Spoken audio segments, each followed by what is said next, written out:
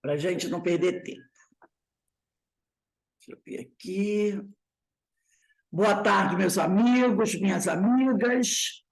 Nós estamos aqui hoje, dia 29 de junho de 2023. A comunidade cristã hoje comemora o dia de São Pedro e São Paulo, né?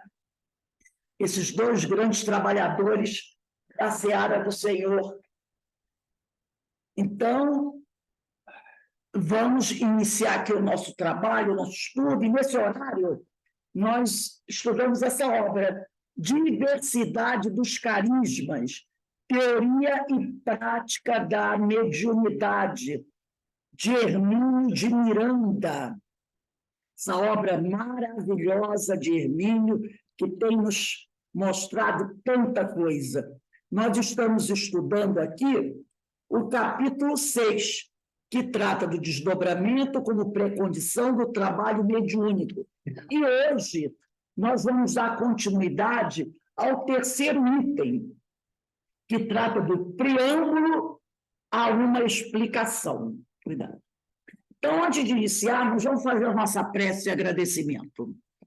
Pai amado, Pai de infinita misericórdia e justiça, aqui estamos todos reunidos, Senhor, em Teu nome, em nome de Jesus, em nome dos espíritos amigos de Francisco de Assis, para mais uma tarde de estudos, para mais uma tarde onde vamos buscar ampliar os nossos conhecimentos através das orientações, das informações que nos traz o companheiro Hermínio de Miranda, que já se encontra na Pátria Espiritual, desse livro tão importante, Diversidade dos Carismas. Que nós possamos realmente aproveitar esse momento, aproveitar da pesquisa fantástica que esse companheiro fez ao publicar essa obra. Que todos nós, Senhor, possamos ser abençoados, nossos lares, nossos familiares, e que possamos perseverar nesse trabalho da nossa reforma espiritual, da nossa conduta moral. Muito obrigado, Senhor, e ser conosco hoje, agora e sempre, graças a Deus. Bem, nós estamos nesse item 3, deixa eu contar os parágrafos, 3, 4, no 6º parágrafo do item 3, que diz assim: esta explicação precisa de um preâmbulo que passo a expor. Por quê? Porque na aula passada nós falamos aqui, né, sobre aquelas questões que ficaram assim em aberto quando o Hermínio vem falar das capacidades, das possibilidades das faculdades mediúnicas de Regina, e quando ele diz assim, até no parágrafo anterior, né, é de supor-se, portanto, que Regina pudesse estar num lugar e apresentar-se em outro, ao mesmo tempo, com seu perispírito suficientemente adensado, a ponto de ser visto por conhecidos seus com sistema normal de visão, sem nenhuma conotação especial. Ou, quem sabe, as pessoas que haviam longe do local onde ela deveria encontrar-se, no momento, eram dotadas de faculdades clarividentes. É também uma alternativa possível. Acontece que, para isso, seria necessário um desdobramento, bem caracterizado, e para que este ocorra, o normal é que o corpo físico esteja, pelo menos, em repouso, um estado de relaxamento, quando não adormecido mesmo. Será que, além do perispírito, há outro corpo que também pode desprender-se, deslocar-se, mostrar a visão alheia em locais diferentes? Então, né, ele vai estar colocando aqui uma série de suposições. Como é que ela poderia ir a um sítio? Tudo bem que ela deu outro nome, ficar um fim de semana inteiro, que são sábado e domingo, e depois retornar, assumindo outro nome lá, e aqui, quando a pessoa encontra, ela não sabe. Como é que foi isso? Uns 2 dias seguidos, e outros eventos aqui, quando ela pegou o ônibus e depois não sabia onde estava. Como é que isso aconteceu? Será que ela estava lá e estava aqui ao mesmo tempo? Na semana passada, eu ia até falando disso, né? Será que era um corpo que ia lá para o sítio e outro corpo ficava na casa dela, fazendo as coisas? Será que, além de desdobrar o espírito, ela também, de repente, sei lá, conseguia produzir um outro corpo? Adensando perfeito. Então, é uma série de questionamentos para explicar certas coisas que aconteciam. Porque se Regina saísse e ficasse 2 horas e voltasse, ou esse desdobramento durasse 2 horas, tudo bem. Mas durou um fim de semana quando ela foi para o sítio. São 2 dias, não é? E ela tinha chegado no sítio num sábado às 10 horas da manhã e tinha saído de lá um domingo às 4 horas da tarde. É muito tempo para um desdobramento, não é? É muito tempo. A gente sabe, desdobramento, sim, né? Como aquele do Eurípides, que saía do corpo e atendia uma pessoa e voltava. 2 horas, 1 hora, meia hora, mas 2 dias. É uma coisa meio complicada. E nesses 2 dias, ninguém foi na casa dela procurá-la, que a pessoa desapareceu 2 dias. Então, são coisas intrigantes. E aqui, né, ele diz assim, ele diz, vamos experimentar outra hipótese, porque ele deu várias hipóteses aqui. Agora ele vai trazer uma outra hipótese para tentar explicar como isso acontecia com a Regina. Então, ele diz aqui, conta-nos, Regina, que na época em que tais fenômenos ocorriam, estava ela sujeita a mergulhar subitamente em período de inconsciência. Foi essa, aliás, a razão que a levou a procurar um psiquiatra, temerosa de estar perdendo o juízo. Como todos nós, ele tinha até um rótulo prontinho para o pacote psíquico. Lembra, lá no início do livro, dizia que ela foi procurar um psiquiatra porque ela estava achando que ela ficou louca dessas coisas que estavam acontecendo? E aí o médico, né, analisou, observou o que estava acontecendo com ela e já colocou ali como a gente diz, vejo. Não, rótulo não. Ele já colocou um diagnóstico, que o menino chamou de rótulo, né? Ele disse assim, foi essa, aliás, a razão que a levou a procurar o psiquiatra, temerosa de estar perdendo juízo. Como todos nós, ele tinha até um rótulo, quer dizer, ele já deu um diagnóstico, né? Que ele chamou de rótulo, né? Ele já deu um diagnóstico para aquele problema psíquico dela. Foi só sacá-lo, aí que ele diz o rótulo, né? Foi só sacá-lo e pregá-lo como um adesivo. Segundo ele, a coisa que ela estava passando chamava-se ausência. Você está sofrendo de ausência. Então, você tem umas ausências, aí apaga, né? E acontecia, como sempre, de maneira imprevista. Quer dizer, a qualquer momento, em qualquer lugar, isso podia acontecer. Esse é o grande problema. É um grande problema. Ela podia estar andando na rua e ter o que ele chamava de ausência. Muito perigoso isso, né? E acontecia, como sempre, de maneira imprevista. Por exemplo, ela tomava um ônibus, sentava-se e, de repente, como que se perdia. Dentro do ônibus, ela tinha ausência.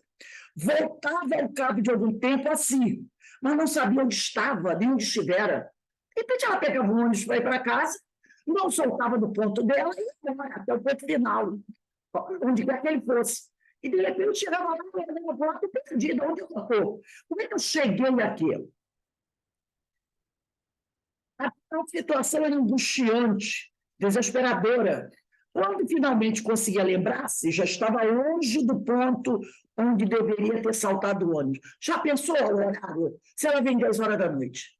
Se esse ponto final é de um lugar de muito perigo, ela podia chegar à meia-noite, né? E de repente não tivesse mais ônibus para voltar. Olha a confusão.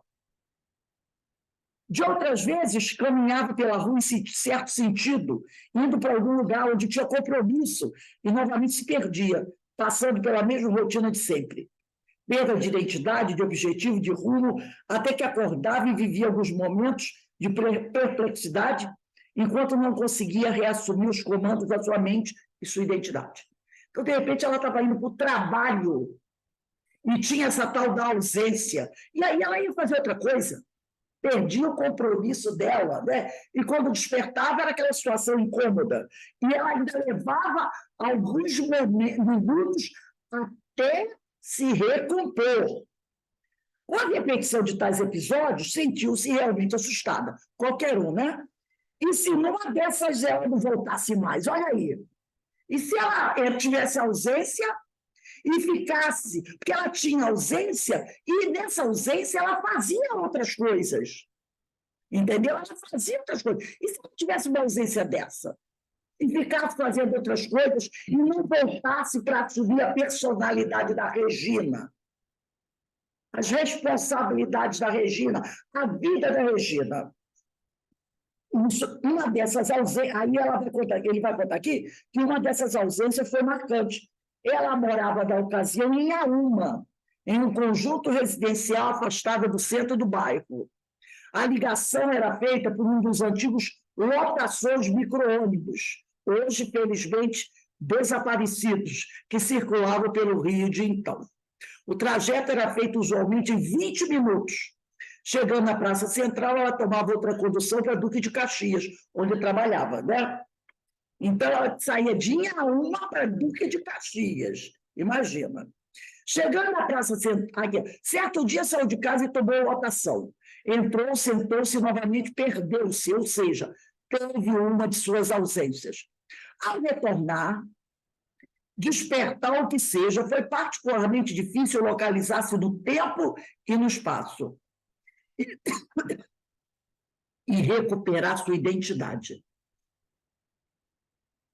Olhava para tudo em volta de si sem entender, com a vaga noção de que estava dentro de um ambiente e se deslocava, e no qual havia outras pessoas sentadas em poltronas. Lá estava o motorista, a colar as legendas, uma das quais exibia o preço da passagem. Mas, a despeito do seu esforço mental, não entendia nada do que se passava. Quem era? O que estava fazendo ali ou para onde ia? Era como se acabasse de ser violentamente sacudida de um sono profundo, durante o qual sonhava com outra realidade. E trazia ainda imagens vagas do sonho, que agora se misturavam àquela outra realidade. No ônibus, qual delas era verdadeira? O que estava ela fazendo ali? Quem eram aquelas pessoas? Olha que coisa difícil. Ela retorna, traz com ela as imagens dessa vivência que ela teve durante a ausência e misturado com as lembranças atuais. E ela não sabe qual é a verdadeira, aquela ou essa. Onde que eu estou? Quem são essas pessoas? Uma coisa bastante complicada, né? Começou a chorar, sentindo-se desamparada, nervosa, confusa, certa de que algo estranho e incompreensível estava acontecendo com ela, e a sua inteira revelia. Não tinha dúvida agora, estava perdendo a razão, a caminho da loucura. Há algum tempo, vinha pensando em procurar um psiquiatra, mas agora não era mais um vago desejo, era uma imposição a ser cumprida imediatamente, antes que cruzasse os portais da insanidade, pensava ela. Então, não, eu preciso realmente de um médico.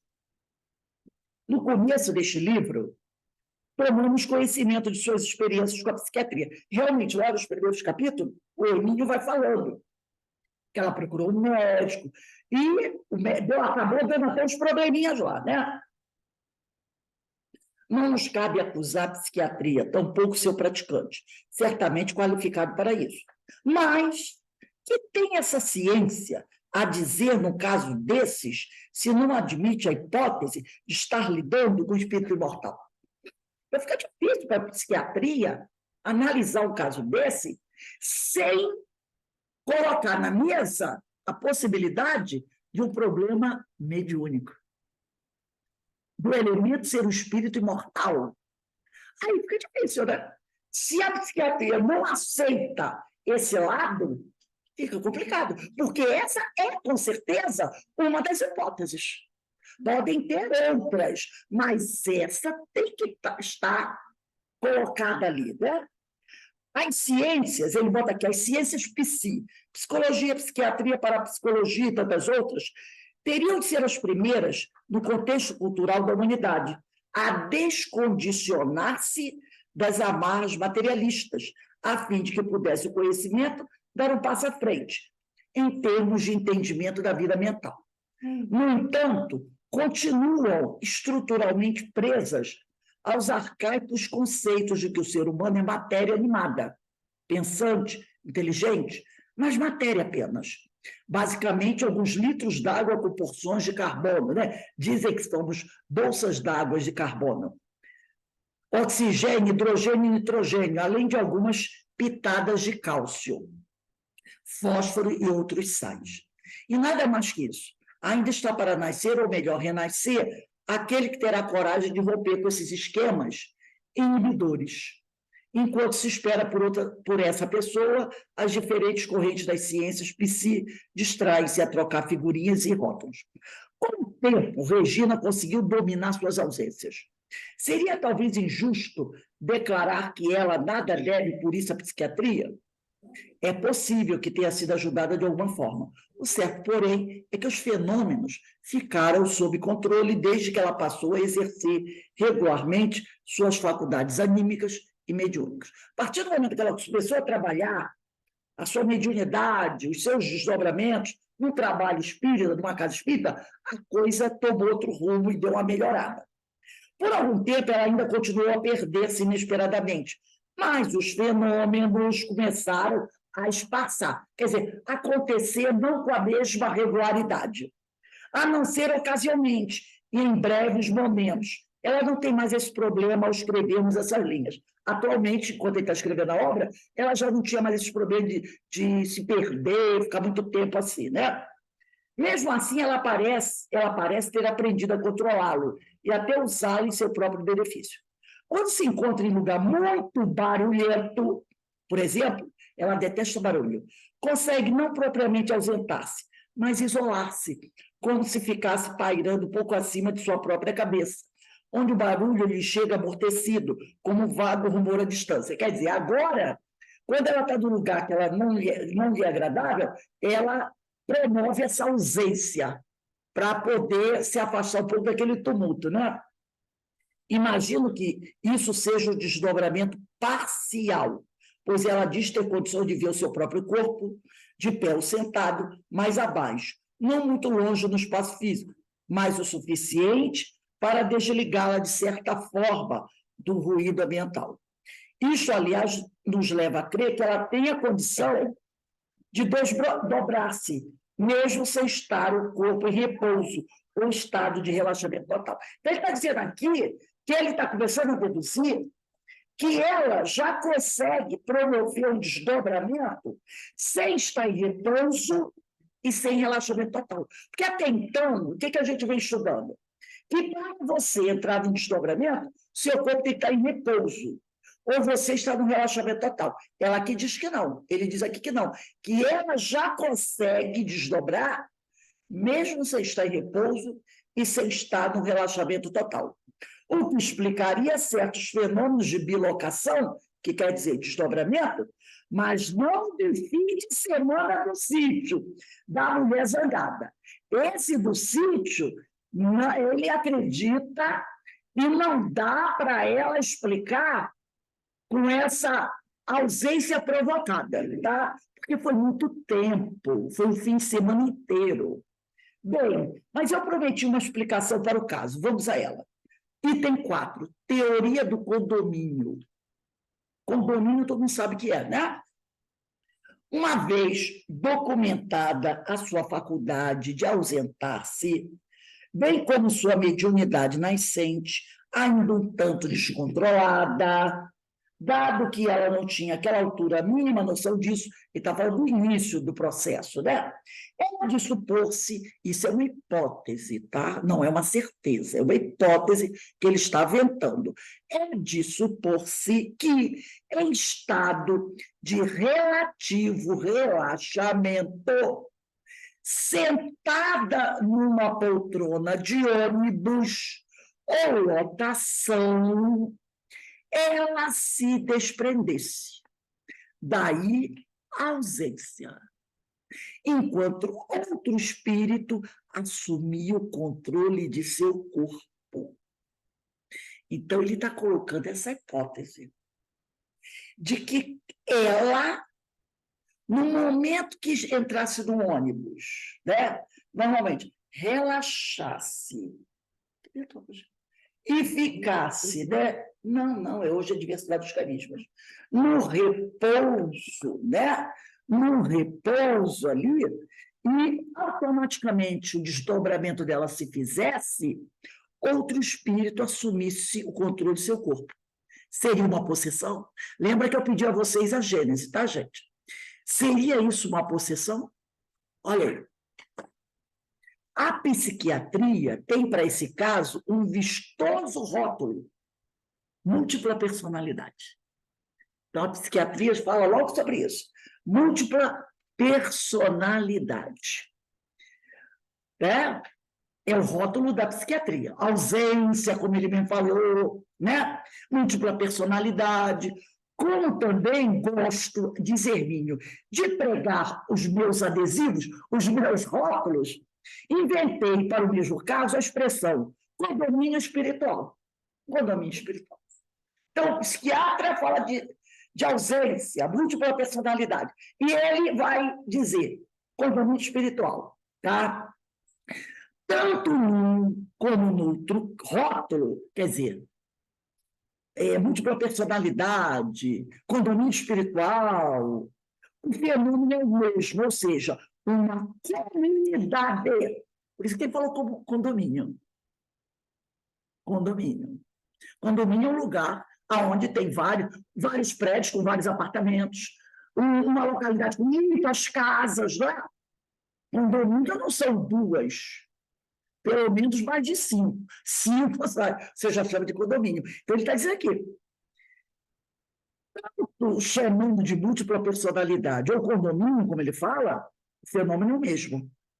Ou seja, uma comunidade de espíritos desencarnados que partilham com um encarnado o mesmo corpo físico.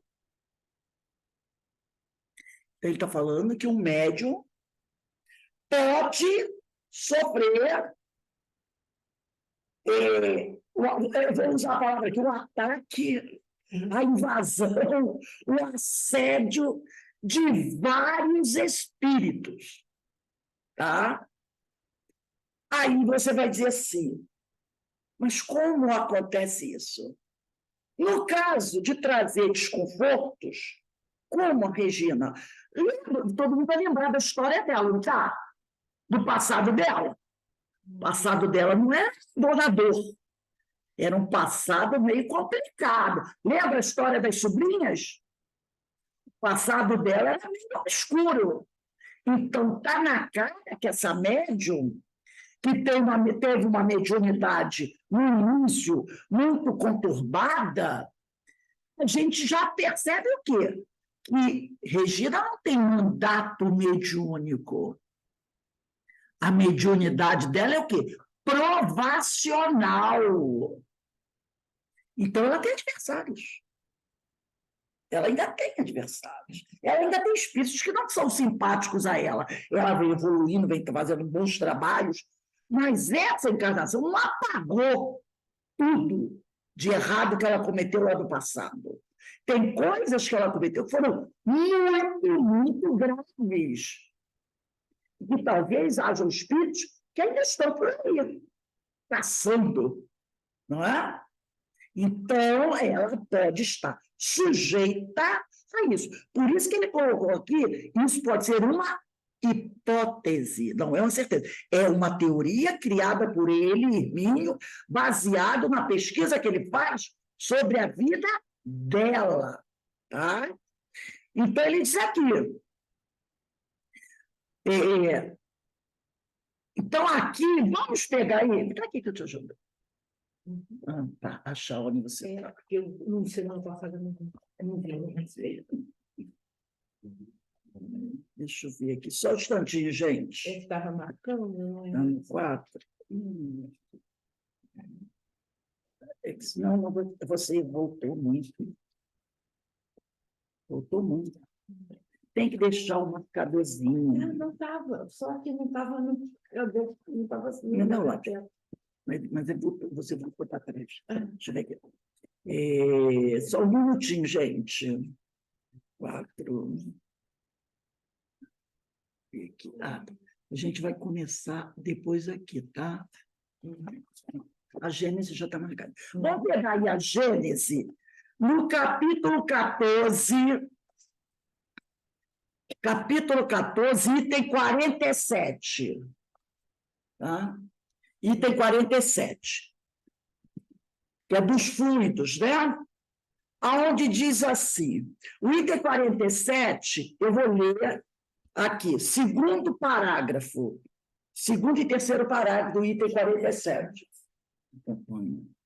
Então, diz assim, porque ele fala que ela está sofrendo, né, a possibilidade de estar sofrendo o assédio de vários espíritos que estão partilhando o corpo dela. Então, no segundo parágrafo, diz assim, na possessão, em lugar de agir exteriormente, o espírito livre se substitui, por assim dizer, ao espírito encarnado.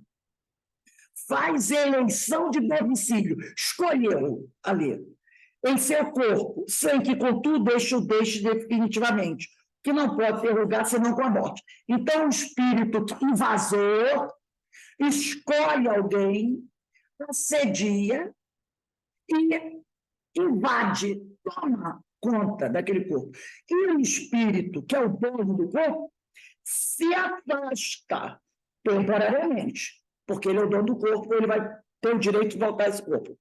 A possessão é, pois, sempre temporária, dura algum tempo. Agora, esse temporária, eu já vi um caso, né, de uma dessas obras clássicas, que durou uma semana. Uma semana. A médium era uma adolescente.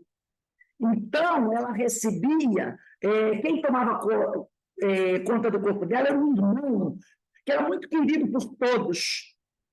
Então, ele ficava no corpo dela durante uma semana, fazendo as coisas, conversando com todo mundo, sabe? Era assim. De vez em quando isso acontecia, durava assim uma semana. E às vezes a pessoa que gostava mais dele que dela. Ele ficava assim, mas não podia, né? Ele tinha desencarnado. Então, a possessão é por ser temporária e intermitente, porque um espírito desencarnado, tá, não pode tomar definitivamente um lugar. E a dignidade de um espírito encarnado, atentando que a união molecular do perispírito, do corpo, só pode ser operada no momento da concepção.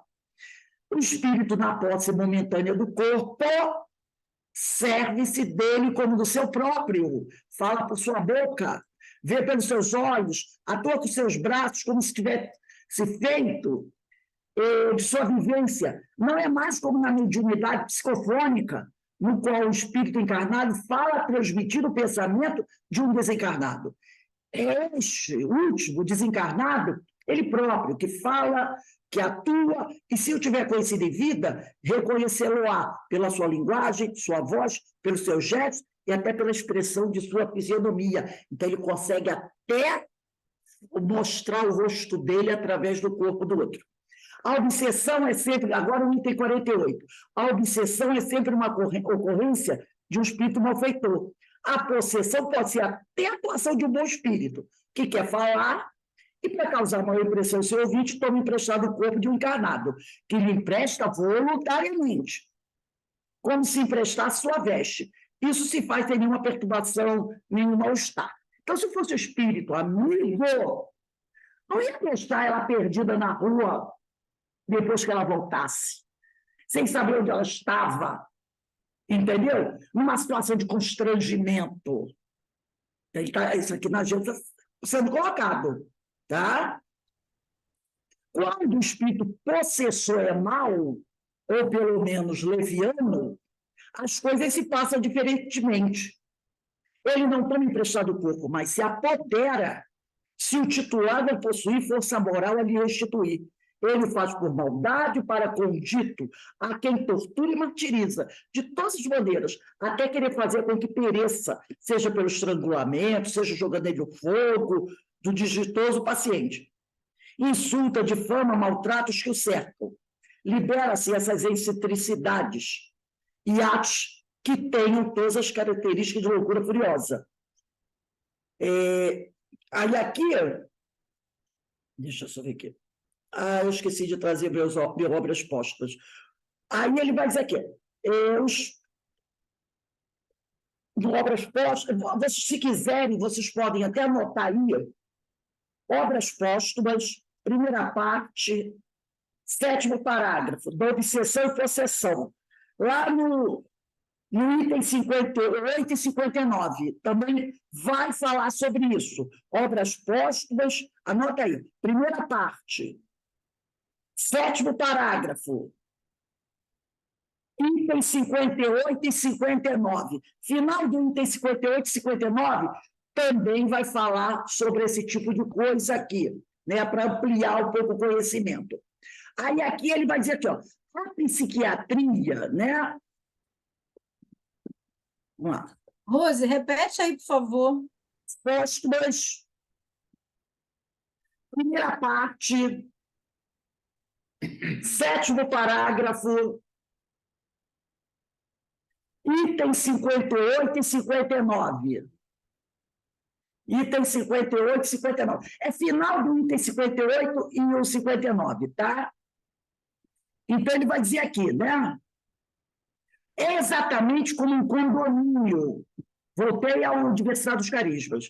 É exatamente como um condomínio, segundo o qual várias pessoas vivem no mesmo edifício e cada um tem a sua hora certa de sair ou de retirar-se para descansar.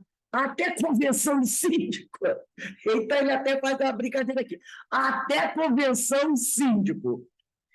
Existe uma rica e confiável literatura científica sobre o assunto, que tem servido de tema a filmes de maior interesse, como As 3 Faces de Eva. Eu já vi esse filme há muito tempo, lá dos anos 70, 80, é um filme até em preto e branco, muito bom.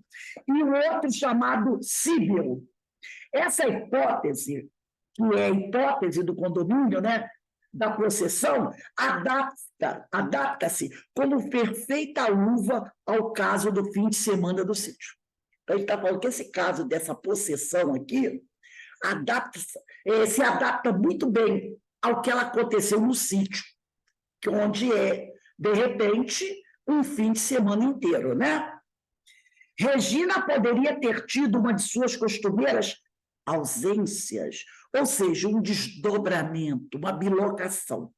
O espírito invasor, no momento que ela está lá em desdobramento, o espírito se afastou do corpo e está do plano espiritual, o espírito invasor, se ele é invasor, não é espírito bom, porque na Gênese diz que os espíritos bons também podem fazer possessão, não é? Mas eles pedem permissão ao médium. O médium se afasta, fica observando. Quando ele vai embora, ele deixa o médium numa boa situação. Não é o caso dela. Então, o espírito invasor incorporou-se nela. É uma possessão. É uma possessão. Sem ela dar permissão e ainda deixando ela numa situação complicada, né? E foi passar o fim de semana no sítio da mulher. E com outra identidade. Porque quando ela chega no sítio, ela não dá o nome de Regina. Ela dá o nome de Margarida, por exemplo. Tanto que depois a mulher no meio da rua chama ela prestou, Margarida. Ela fica assustada, a mulher fala com ela, diz, não, você está enganada aqui, ó. Minha identidade, eu sou Regina, trabalho naquela escola, mulher mentirosa. Você é a Margarida, foi para minha casa, dormiu lá, comeu e bebeu do bom do melhor. E agora está dizendo que mulher mal educada? Gente, um espírito bom não vai deixar você numa situação complicada dessa. Porque a mulher podia até ser ignorante e partir para cima dela. Não é verdade? Podia até chamar a polícia. Olha, essa mulher invadiu a minha casa, dizendo que era uma pessoa quando ela é outra. Então, não é um bom espírito. Não é um bom espírito. Então, diz aqui, um espírito invasor incorporou-se nela e foi passar o fim de semana no sítio da mulher.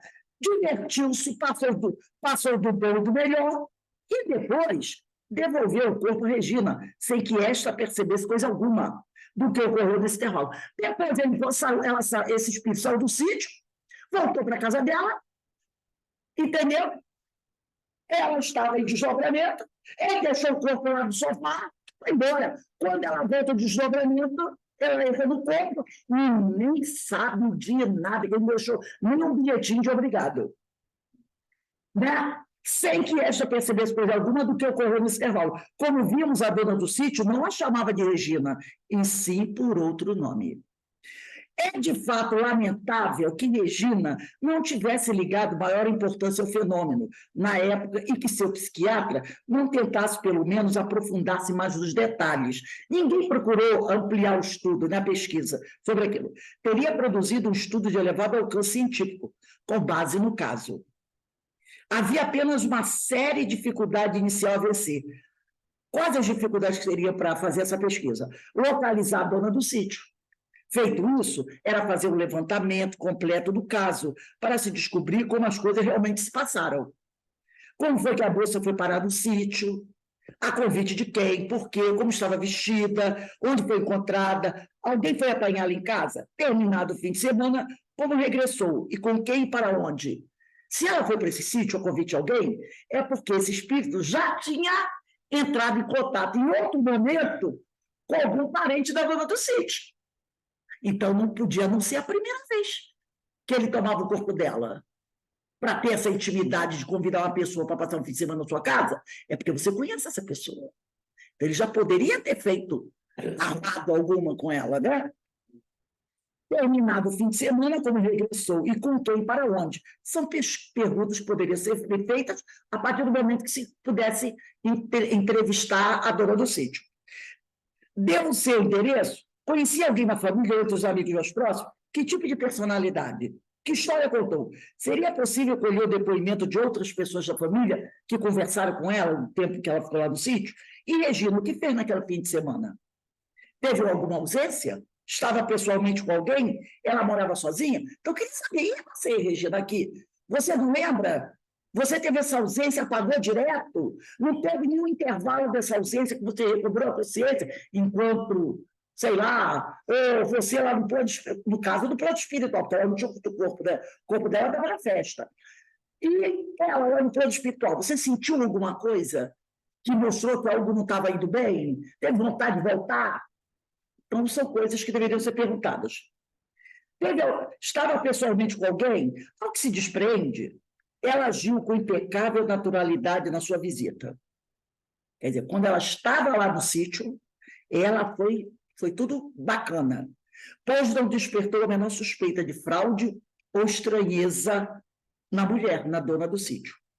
É também óbvio que, embora com identidade diversa, uma identidade diferente da dela, nome e personalidade, o corpo físico era de Regina. Porque a mulher reconheceu pelo corpo. A mulher olhou e disse, olha ali, Regina, e foi lá, como a gente faz. Olha a Margarida. Olha a Margarida, né? O nome aí que a gente deu para ela. Dificilmente a gente se enganaria com as feições de uma pessoa com a qual passou todo o fim de semana. Você pode se enganar se... Não, eu conheci ela numa festinha lá rapidamente. Não, mas aqui a mulher, ela foi no sábado e ele ficou no sábado, domingo, dormiu na casa da mulher. Então, você se enganar assim é muito difícil, né? E todo fim de semana, e em seguida, logo um dia ou 2 dias depois, a encontra em plena luz do dia na rua. Se a pessoa fosse apenas parecida, Bastariam uns poucos momentos de conversa para descobrir-se o equívoco. Mas a mulher não se convenceu disso, nem mesmo depois de ver a cédula de identidade de Regina. Para aquela mulher não era Regina, e sim a moça que passou o fim de semana no seu sítio.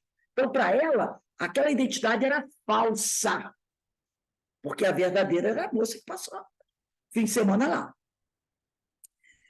Então, com a sua família, e que agora recusava-se a reconhecê-la. Então, aí, ela está dizendo, não, minha filha, você que é vigarista. Você que é vigarista, porque eu que estou maluca. Eu sei quem é a moça. Eu trouxe aqui um texto do livro Condomínio Espiritual, que é um livro do Hermínio de Miranda, tá? E nesse livro, no capítulo 1, ele vai tratar de certos pontos aí, tá? Que vai envolver isso. Mas ele vai trazer, vai começar falando sobre histeria. Então, lá no livro Condomínio Espiritual, de Hermínio de Miranda, capítulo 1, o que é histeria, afinal? E vocês já vão ver o porquê da palavra histeria nesse texto, nesse assunto que nós estamos trabalhando aqui. É difícil acreditar que depois de passar o fim de semana com alguém, é o livro Condomínio Espiritual, ele está falando sobre o que ele trouxe aqui no Diversidade dos Carismas, tá? É o mesmo autor. É difícil acreditar que depois de passar o fim de semana com alguém, a gente possa confundir essa pessoa com outra somente porque se parecem. O episódio do sítio ficou assim, pelo menos para Regina, arquivado na memória, como algo insólito, suscitado por extraordinária semelhança física sua com essa pessoa que lhe era totalmente desconhecida. Para Regina, a mulher se enganou. A mulher a confundiu com outra pessoa, mas para a mulher do sítio, não. Ela tinha certeza que aquela era a mulher que foi lá no sítio dela. Mas Regina disse assim, pô, deve ter sido assim, essa mulher está maluca, me confundiu com alguém, e o assunto ficou por aí. Ela não registrou como algo extraordinário, como algo insólito, né? Para ela foi um engano. Foi um desses longos documentos pessoais que ela escreveu para mim, porque quando ele começa a fazer a pesquisa, Regina começa a escrever o que se passa com ela e passa para ele estudar e vir do futuro a publicar o livro. Então, foi um desses longos documentos pessoais que ela escreveu para mim que encontrei o fenômeno das ausências, ou seja, perda temporária de consciência. Ao caminhar pela rua, viajar de ônibus ou concentrar-se em tarefas que pouco exigem da atenção e acabam como que automatizadas, da mesma forma que o voo por instrumentos computadorizados nas modernas aeronaves libera o piloto para outra atividade. Segundo seu relato, tornara-se comum, certa época, encontrar-se ela em lugares diferentes e distanciados daqueles em que deveria estar naquele momento. Isso, de certa forma, explicava-se. E também complicava o testemunho de pessoas que afirmavam tê-la visto em locais onde conscientemente ela tinha certeza de não ter estado. Então, várias vezes isso aconteceu. Então, quer dizer, ela passou por possessão várias vezes sem ter, né, certeza disso. Teve até um dia que ela contratou uma professora de piano, pagou a primeira aula, e a aula era cara. Quando ela dá por si, ela está saindo da professora de piano com recibo. Ela fica até escandalizada. Meu Deus, como é que eu paguei? Era uma aula caríssima e ela pagou. E ela não sabia, o que eu estou fazendo aqui? Tocar piano. Eu nem piano tenho. Então, eram vários casos que aconteceu, né? E ela não sabia explicar. Questões preliminares. Não nos antecipemos, contudo, por esse vetor, de vez que há preliminares importantes a debater e caracterizar antes de nos aventurarmos pelas complexidades estruturais e funcionais do problema. Mas então perguntaria o leitor questionador: você já parte da premissa de que a faculdade mediúnica é um dos componentes do fenômeno da múltipla personalidade? Aqui ele está usando o termo, né? Múltipla personalidade que os psiquiatras adotam. Premissa não, hipótese de trabalho. Sim, sujeita a todas as verificações e testes considerados necessários. Então, foi como ele falou aqui. Para ele, isso é uma hipótese, né? E não apenas essa condição compõe o conceito de hipótese, mas também o da existência, preexistência e sobrevivência do espírito humano, bem como a intransferível responsabilidade pessoal pelos seus atos. Todos eles, até os que ficaram apenas na intenção potencial, como ensinava Aristóteles, né? Então, vamos lá em Mateus 5, versículo 27 e 28. Eu vou pegar aqui rapidinho. Mateus 5, capítulo 27 e 28.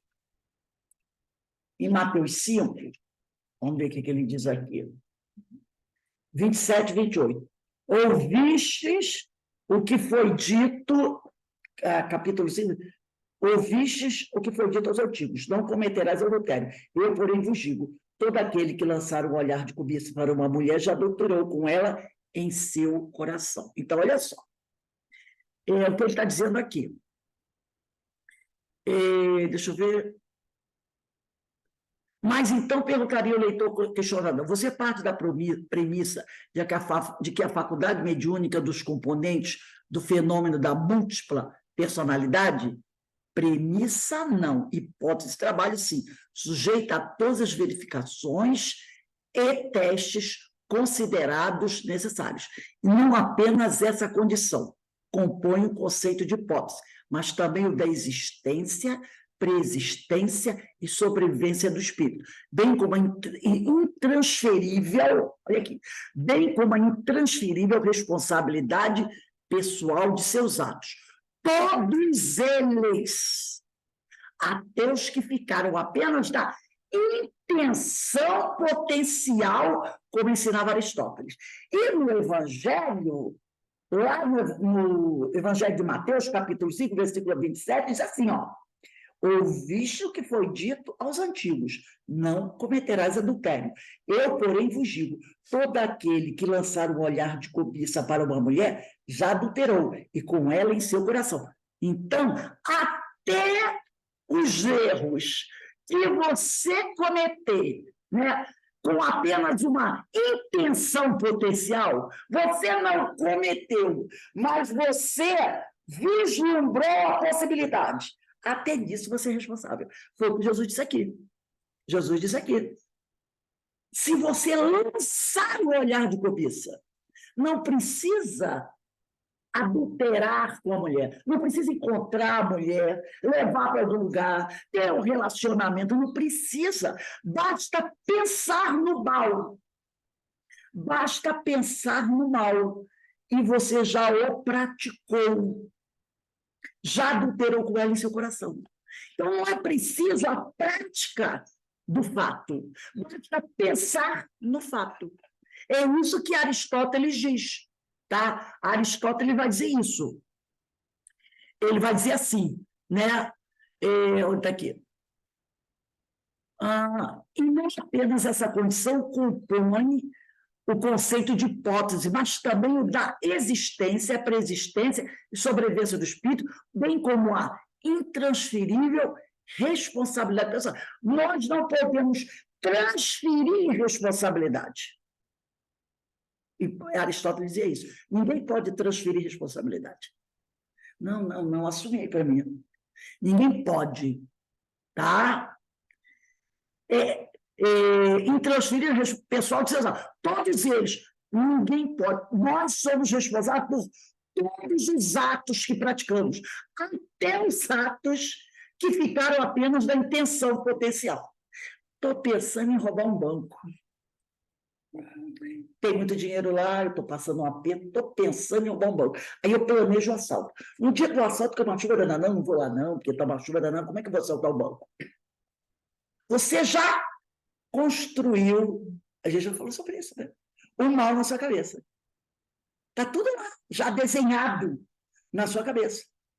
Então, nós somos responsáveis também pelos atos que não se concretizaram, mas que você planejou.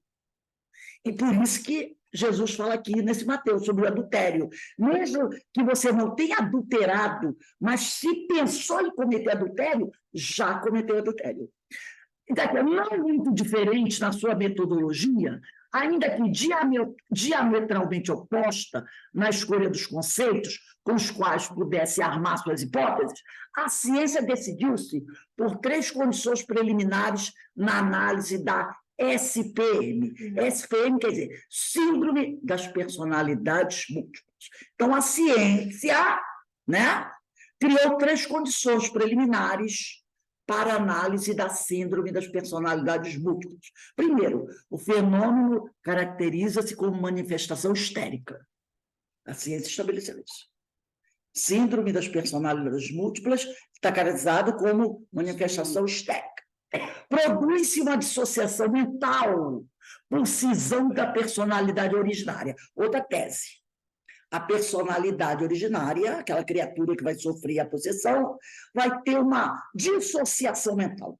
A sua personalidade vai se dividir. Tá? É a segunda tese. Terceira, a terapia tem por objetivo uma fusão. A teoria é para fundir, trazer de volta nessas partes que se fundiram, uma fusão ou ressintetização dos diversos fragmentos de volta a um só todo, presumivelmente o psiquismo original. Então, a segunda teoria, que aquela personalidade se dividiu, e a terceira, fazer a terapia para juntar tudo de novo. Então, essas seriam as 3 teses, né? Uma manifestação histérica, uma cisão e depois a terapia para trazer todo mundo de volta, né? Quer dizer, fazer fundir aquela personalidade que se dividiu. Esses conceitos foram formulados há mais de um século. Freud e outros, né, entraram por essa teoria. Esses conceitos, formulados há cerca de um século, assumiram status de verdadeiros dogmas e se difundiram pelo mundo civilizado afora, conservando até a correspondente expressão de origem, a grande histeria, dado que seus formuladores eram franceses, né? O conceito de cisão foi mais feliz, continuaram com essa ideia, ao abrir espaço das demais línguas, a partir do termo clivagem, tornando-se split em inglês, clivagem em português, e assim por diante. Então, clivagem é o mesmo que cisão, desagregação, separação, fracionamento. Então, essa ideia esse conceito de que há uma cisão da personalidade, pegou, vamos dizer assim, né? Complexidades da histeria. Vai falar um pouquinho aqui da histeria. Assim, aí cada personalidade assume uma hora, né? É um pedaço da tua personalidade se dividiu. Mas é seu. É seu. A sua personalidade se dividiu em 20 pedaços. Cada um vai ter uma personalidade que se dividiu, né? Aí ele vai falar um pouquinho aqui da histeria. No final do século XIX, início do século XX, a ciência tornou-se literalmente histérica acerca da histeria. Quer dizer, a ciência abraçou a ideia da histeria, tudo é histeria, né? Embora o problema seja tão remoto que já os gregos haviam cunhado a palavra rótulo, caracterizando-a como doença típica e até exclusiva de mulheres. Aí a mulher paga o papo, né? De mulheres. Ou mais simplesmente do útero, histero, né? Seria daí. Lê-se no maciço tratado do Dr. Derry que esse conceito formulou-se ao tempo de Hipócrates e Galeno e prevaleceu até o século XVII. Durante cerca de 2 milênios, portanto, o termo histeria serviu para identificar violentas crises não epiléticas de nervos. Então, quando a mulher tinha qualquer coisa, dizia que era histérica. À beira de um ataque de nervos. Isso. Aí a gente vai vendo que algumas frases, né, vão se encaixando aí. Estou à beira de... Mulher, tem até um filme, mulher à beira de um ataque de nervos. Aí a gente vai vendo, isso tudo é preconceito, gente. Olha só. Usualmente, aqui, durante cerca de 2 milênios, portanto, o termo histeria serviu para identificar violentas crises não epiléticas de nervos, usualmente acompanhadas de uma sensação de bolo que parecia movimentar-se entre o hipogástrio e o epigástrio, e até o pescoço, provocando, às vezes, protuberância ou projeção no ventre. Entendiam os médicos, de então desprovidos de conhecimento mais amplos de anatomia e fisiologia, que era o próprio útero que se deslocava, daqui para ali, no interior do corpo da mulher, atingindo o cérebro por meio de desconhecidos vapores. Veja só, né? Isso lá desde o tempo dos gregos até o século XVII, que acabavam por provocar contorções e convulsões. Então, uma mulher médium, né? Aí diziam que era um útero que subia, descia, e cuja dramaticidade sempre causou profunda impressão dos circunstantes. Isso quer dizer, ainda que as tais crises eram observadas majoritariamente mulheres. Aí, por uma razão ou outra, o certo é que até hoje as mulheres são mais suscetíveis à sensibilidade mediúnica do que os homens. Como as mulheres são mais suscetíveis à sensibilidade mediúnica, haviam mais mulheres médiums. Então, a médium, naquela época, podia ser chamada histérica. Aí dizia que era o útero subindo e descendo. Aquela coisa... tinha útero, também não tinha. A mensagem psicológica da SPM, Síndrome das Personalidades Múltiplas, se apresenta como a de um condomínio, que é o nome que ele usou, de personalidades autônomas em conflito, na disputa de um mesmo corpo físico. O conceito da fragmentação da personalidade original do paciente em personalidades secundárias, quer dizer, a minha personalidade hoje se divide, de repente, em várias personalidades secundárias. Essa é a tese, né?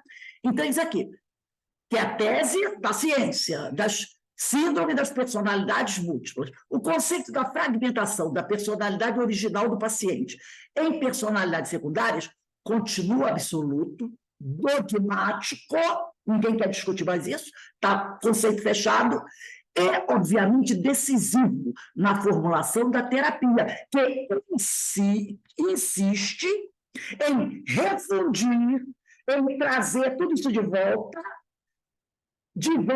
ao todo. Então, se fragmentou, agora a terapia é para fazer com que essas personalidades voltem a ser uma só. Freud é tido por alguns autores como criador ou iniciador dessa ideia da cisão. Mas a verdade é que encontramos em algumas variações de pouca monta, em outros autores contemporâneos dele, e até entre os que o antecederam. De fato, lemos em Nando Fodor, sem identificação bibliográfica de fonte, a seguinte observação atribuída a Theodor Florman. Então, ele está trazendo conceitos que já falavam sobre isso, até mesmo antes de Freud. Ele diz assim como o cristal se parte sob o impacto de um martelo, quando atingido de acordo com linhas definidas de clivagem, que é cisão, lembra? Da mesma forma, a personalidade humana, sob o impacto de excessivas emoções, quebra-se, às vezes ao longo das linhas de menor resistência, ou segundo as grandes linhas estruturais de seu temperamento. A separação produz-se entre os eus que se compõem, cujo equilíbrio harmonioso constituiria a condição normal. Seriedade, alegria, por isso que ora é alegre, ora é triste, e tendências otimistas e as pessimistas, bondade e egoísmo, instinto de recato e lascívia, gosto pela solidão e amor à natureza em oposição às atrações da civilização. Então, ele diz que tem esse choque. Eles não admitem pessoas diferentes, entendeu?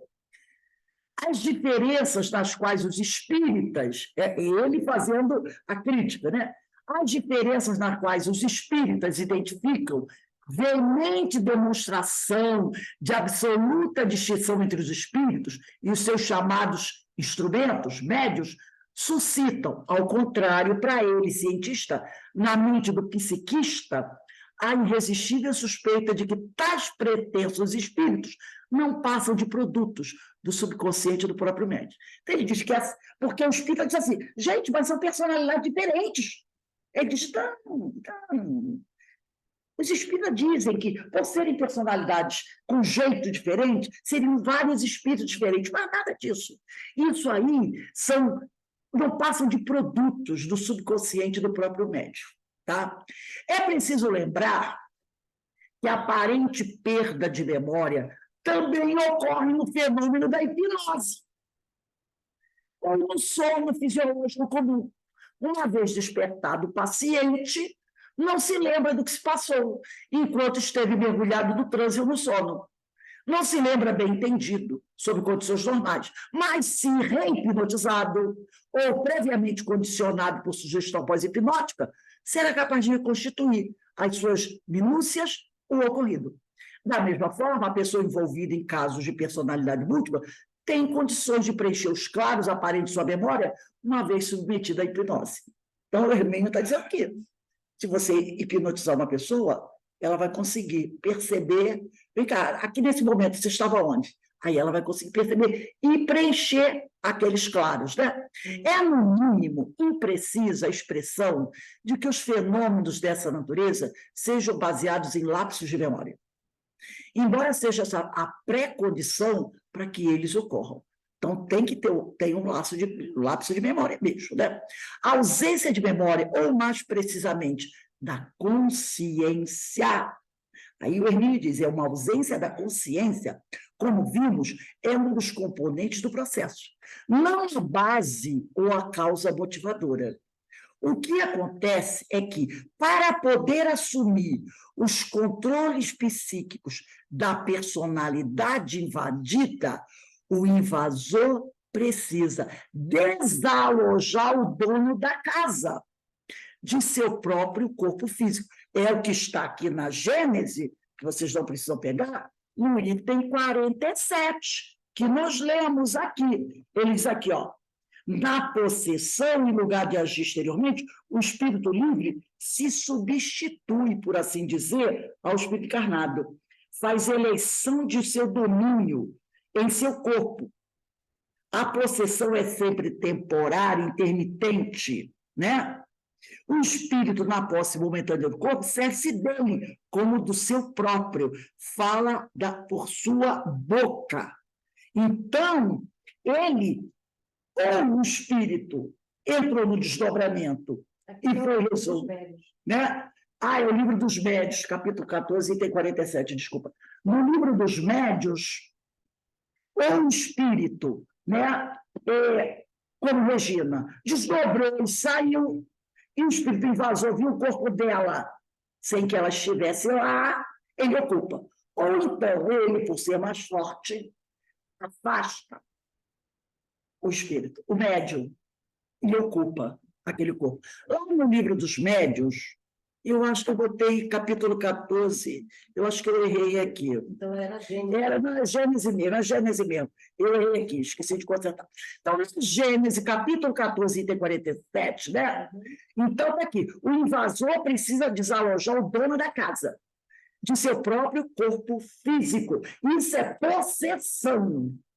Ele não vai ficar ali ao lado dele, vai afastar temporariamente, tá? Ou o espírito, o médium, conhecendo o espírito, confiando nele, ele próprio, livre de espontânea vontade, se afasta. Mas, no caso, como o espírito não é bom, ele expulsa, ele, né, tem essa capacidade. Então, aqui é a Gênese, tá, gente? Capítulo 14, item 47. Aí, então, ao ser expulsa a personalidade ali residente, olha só que troço interessante.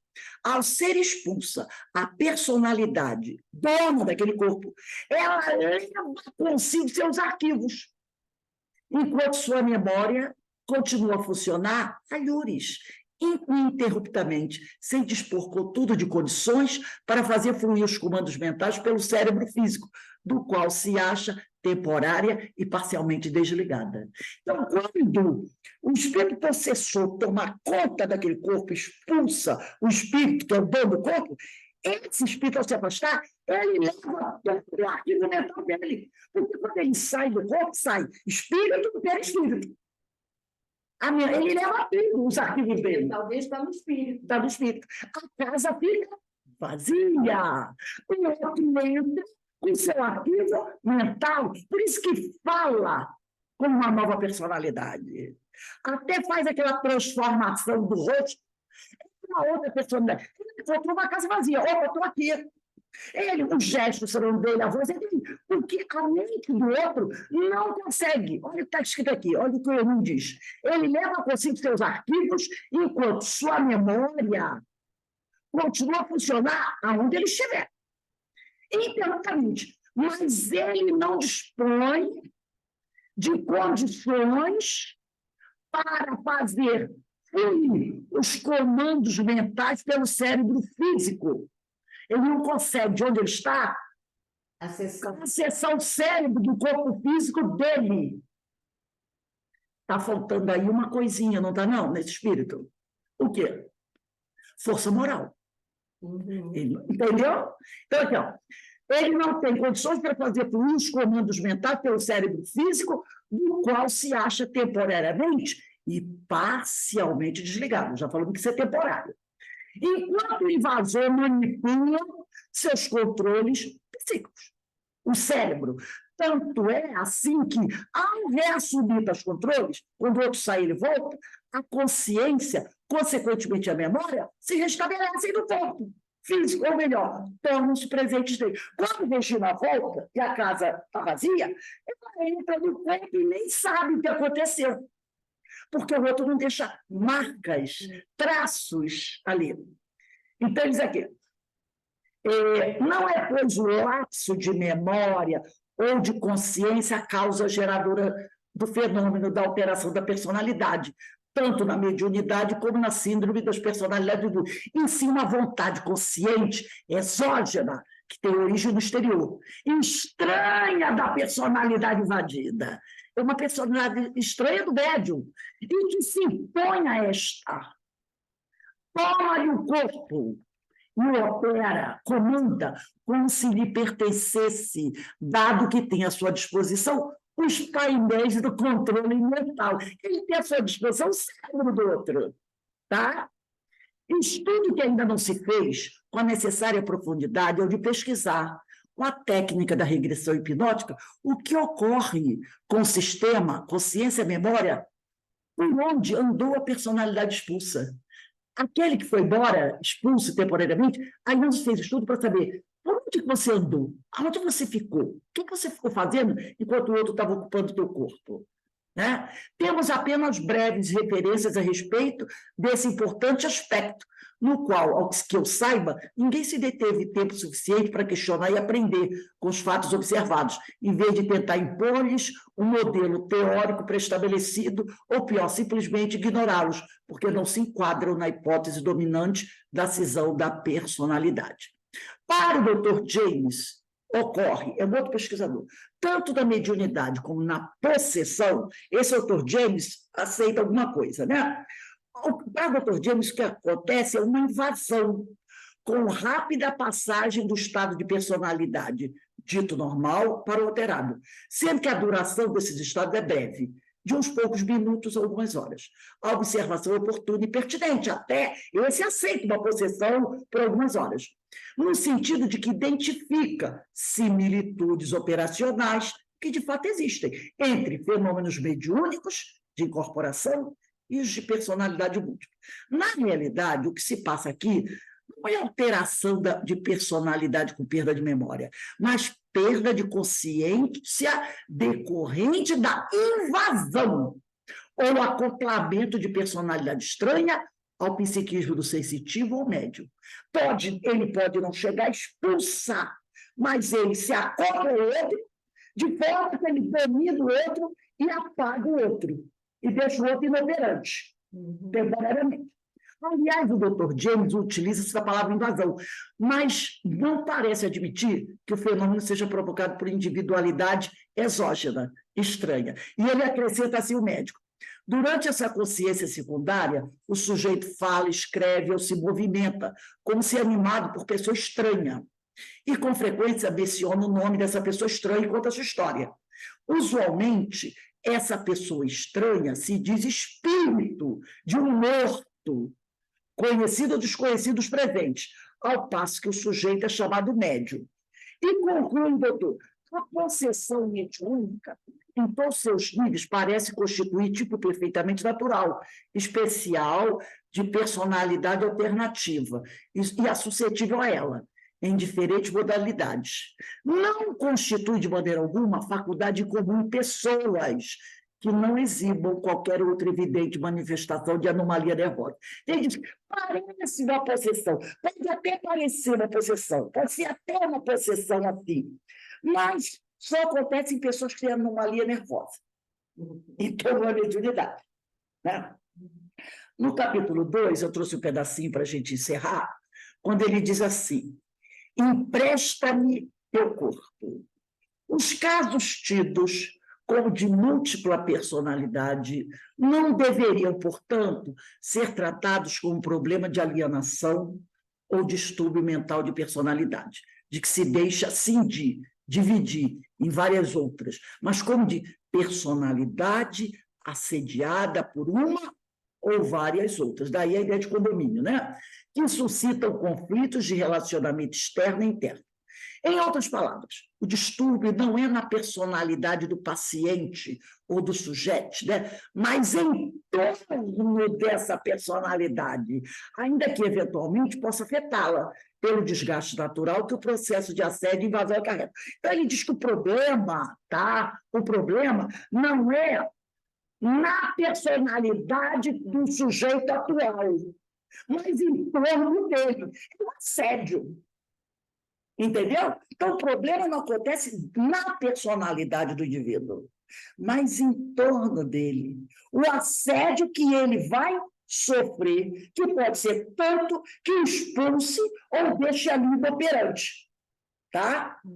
E esse assédio é tão grande que pode levar a um desgaste natural. Entendeu? Então, um desgaste natural que o processo de assédio e invasão acarreta. Então, de tanto ele ser assediado, a pessoa vai ficando mais fraca, desgastada. Revertendo a ótica de observação, podemos considerar que os casos catalogados como de múltipla personalidade pela ciência apresentam as características, o comportamento, o desenvolvimento e, eventualmente, a resolução de fenômenos típicos de mediunidade em operação, nos quais entidades estranhas assumem os controles do corpo físico de pessoas dotadas desse tipo essencial de sensibilidade. Seja pacífica ou tumultuada, seja o corpo do sensitivo cedido voluntária ou involuntariamente, a base dos processos é sempre a mesma, ou seja, a faculdade mediúnica e as personalidades manifestadas, entidades espirituais possessoras e não pedaços de consciência surgidos a partir de sucessivas cisões da mente. Para encerrar, vamos pegar o livro A Gênese, né? É só para aqui no capítulo 14, item 48, só para a gente fechar. Opa, está dando um probleminha aqui. Ele vai dizer assim, né? Quando ele está dizendo aqui, primeiro e segundo parágrafo. Só porque, aqui, ó. Gente, você está congelado aí, ó. Porque aqui está dando um problema. Deu um piquezinho de energia aqui. Ele diz aqui, né? A possessão só pode ser a atuação de um bom espírito. A possessão ela pode ser a atuação de um bom espírito que quer falar alguma coisa, né? Mas também ele diz aqui, quando o espírito possessor é mau, as coisas se acontecem diferentemente. Ele não tem emprestado o corpo, mas se apodera se o titular não tiver força moral a lhe resistir. Então, meus irmãos, está congelado aí, Denise, com o pessoal? Não. Então, é isso aí que a gente trouxe, tá? Para conversarmos um pouquinho sobre isso, sobre o caso daqui da possibilidade da Regina. Ele acredita que esse problema da Regina seja possessão, que ela sofra, né, com ataques de várias personalidades. E ela, em algum momento, quando ela entra num desdobramento e vai embora, alguém venha e ocupa o corpo dela. E fica o fim de semana inteiro lá. Agora. Ô, Rose, Rose, eu tenho um monte de coisa para falar. eu tenho uma pergunta. Vamos lá. Nem inventem, viu? Que todo mundo, né? Não vai dar para hoje todo mundo falar. Isso aí, Rose, isso aí é para aula de uma semana. Meu Deus do A minha céu. pergunta é: se durante esse período que ela está possuída, ela cometeu um crime, esse espírito comete um crime, faz alguma coisa muito errada. Aí eu me lembro que numa fala sua anterior, ela é corresponsável? É, Fizeram isso? mentalmente, né? Vamos combinar. Já fizeram isso? Porque se você entra no processo de possessão por um espírito mau, por que será? Será que eles conseguiriam, num processo de possessão, pegar um espírito como Madre Teresa de Calcutá, Irmã Dulce, Chico Xavier, vai lá matar alguém? Não, Claro que não. Tem um não está em você, né? cara, o Chico assim. Chico, quantos espíritos obsessores tem no presídio? Sabe o que ele falou? Nenhum. Sabe por quê? Eles já conseguiram o que quiseram. Colocar a pessoa lá. O que ele vai ficar lá fazendo lá? Ele já conseguiu colocar a pessoa onde ele queria, no inferno. Muitos já aconteceram disso. Não tem pessoas que às vezes dizem: você matou a sua família, a sua mulher. Eu não queria falar, eu vi que já tinha acontecido. Eu tenho uma obra mediúnica, eu não sei se é no Livro dos Médiuns, uma obra, que diz a seguinte: que o principal que eles querem fazer é o seguinte: ele leva o sujeito até o limite máximo. Quando ele comete o ato, ele sai. Porque aí o sujeito comete o ato e vê o que fez. Entendeu? Ele leva ao extremo. Quando o cara aperta o gatilho da árvore, ele sai. Para você ver o impacto, dizer, o que foi que eu fiz? Entendeu? Porque, gente, quem começou a história? Quem abriu a brecha da porta? Se você convida um rato para entrar na sua casa, depois para tirá-lo de lá vai ser um custo. Entendeu? Agora, tudo começou no meu livre-arbítrio. Tudo começou no meu livre-arbítrio. Daí para frente, daí para frente. Né? Então, podem fazer? Podem. Eles podem fazer a pessoa se suicidar, se jogar. A gente vai falar sobre isso. Eles podem fazer. Não vão conseguir fazer a pessoa matar outra pessoa se ela tira a própria vida num processo de possessão dessa. Agora, por que isso aconteceu? Por que isso está acontecendo? Tem uma responsabilidade da criatura aí. Não é? Por isso que Jesus falava, orai e vigiai. Orai e vigiai, para não cair em tentação. E tem aquela passagem que eu sempre vou falar. Jesus afastou o espírito obsessor, mas falou para a pessoa assim, ó, cuida da casa, não deixa ela vazia não, cuida da casa, porque ele vai voltar e pode trazer muito mais pessoas. Fala, William, se eu posso aqui rapidamente... Tu falou tudo. Para Não mim, vai dar tu falou tempo. tudo. Uma perguntinha só, aí você... Não, assim, o pouco que eu conheço da história da Regina, tudo que a gente já leu, não me parece nem um pouco provável ela ser uma pessoa submetida a uma possessão nesse sentido. Ela não pode ser uma pessoa deslocada que está dando abertura a espíritos o tempo inteiro. William, ela matou as duas sobrinhas. Ela matou, exatamente, Afogada no rio, as sobrinhas. por ciúme. Mas nessa encarnação, Não, Da irmã dela, tu não vê. estou te ouvindo, Rose. ela matou, A minha pergunta também é essa, nessa encarnação, não, né? no passado, duas sobrinhas. Crime que ela não tinha consciência. Ela só teve consciência desse crime nessa vida atual. Porque até então eles não deixavam ela saber. Foi uma coisa tão terrível. Nessa encarnação, que ela vislumbrou que ainda não deixaram ela ver o crime. Ela apenas vê que ela está levando duas crianças para o Rio e depois ela volta sem as duas crianças. E a irmã depois fala que as sobrinhas morreram. Ela então ficou apavorada, porque ela sabe o que ela fez. Eles não deixaram ela ver. Ora, se eles não deixaram ela ver, é porque ela ainda não está preparada para ver a cena ao vivo e a cores. E ela, depois disso, cometeu outros deslizes, crimes, tudo envolvido por ciúme. Quem disse que 3.000 anos, 4.000 anos apagam facilmente certos erros? Não.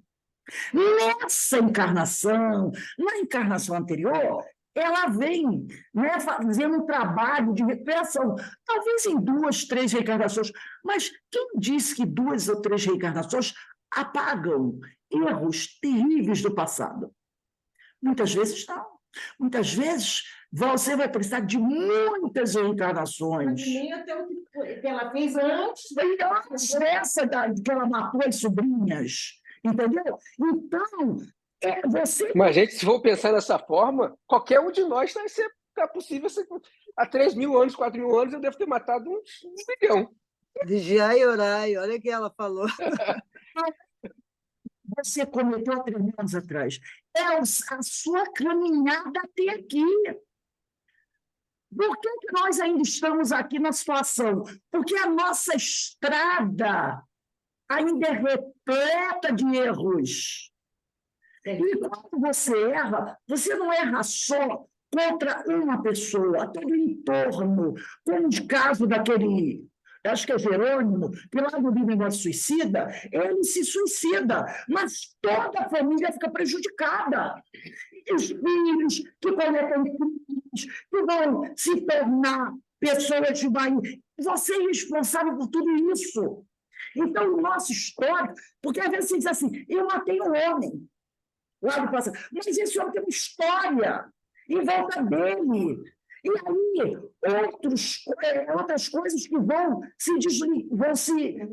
surgir a partir daí, e os outros erros. Então, você começa a fazer esse trabalho. É um trabalho de melhora. Mas quantos erros foram cometidos? A gente não conhece, por exemplo, uma história lá dos pais do Lísia, do livro Nosso Lar, eles só tiveram permissão de voltar do tempo 300 anos. E viram que eles cometeram do errado até 300 anos. E aí o espírito responsável, é Clarence, acho que é Clarence, só lhes foi permitido até 300 anos. Você sabe, nesses últimos 300 anos, eles viram que a coisa não era boa. Eles tinham muita coisa para reparar nos últimos 300 anos. E ele diz assim, dos 300 anos para trás, vocês ainda não têm condição de ver. Então, eles vão começar a trabalhar para reparar o problema dos últimos 300 anos. Mas ainda não abriram a caixa de Pandora do que está para trás. Nós somos espíritos imortais. Então, nós vamos trabalhando. Quem disse que um de nós está isento de algo desse nível? Não podemos falar. Não podemos falar. Lembra do Divaldo com Máscara de Ferro? O Máscara de Ferro estava ali. Sediando ele, perturbando ele. Só deu um refresco quando viu ele recebendo a criança. Mas estava ali, e ele já tinha um trabalho especial. Então, nós não sabemos a história da Regina depois que ela matou as sobrinhas. Nem ela sabe ainda como foi. Olha o caso de Dona Ivone Pereira. Nem ela, nem ninguém, né? Porque, na verdade, assim, o Hermínio ele não dá nenhuma pista de que ela está sofrendo nenhuma obsessão, nenhuma fascinação. Sofre-se, entendeu?